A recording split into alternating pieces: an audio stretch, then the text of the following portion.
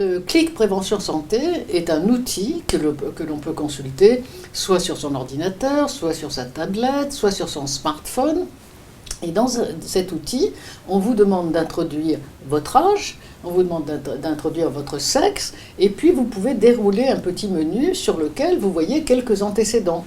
Par exemple, hypertension artérielle, ou cancer du sein dans la famille, ou fracture du poignet. Vous voyez à quel point tout est ciblé en fonction de l'âge et en fonction des antécédents médicaux qu'on peut avoir. Ce qui est important dans un outil de ce genre, c'est d'abord, premièrement, la fiabilité des informations. Alors, ces informations font partie de ce qu'on appelle la médecine fondée sur les preuves, l'evidence-based medicine en anglais, et on se sert essentiellement des recommandations officielles, en particulier de la HAS à l'heure actuelle. Alors ces informations, elles doivent être remises à jour annuellement, parce que comme vous le savez, la médecine avance et les recommandations d'un jour ne sont pas nécessairement celles du lendemain. Donc chaque année, il y aura une mise à jour de l'ensemble des informations et de toute façon, chaque information est datée.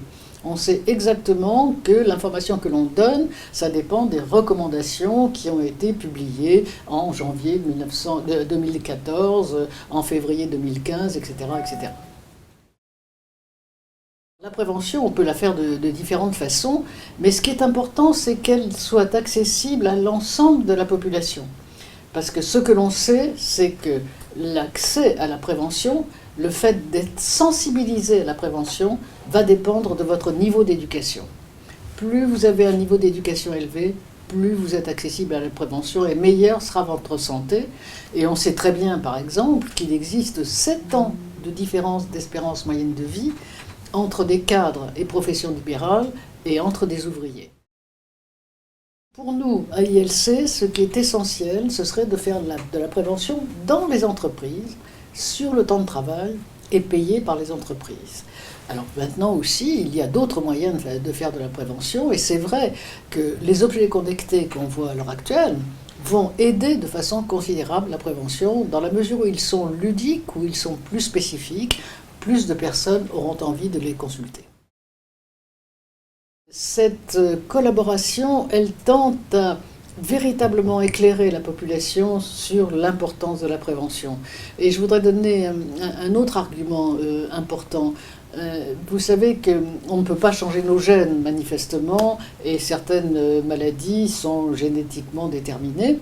Par contre, ce que l'on peut changer, et ça s'appelle l'épigénétique maintenant, ce que l'on peut changer, c'est l'expression de nos gènes.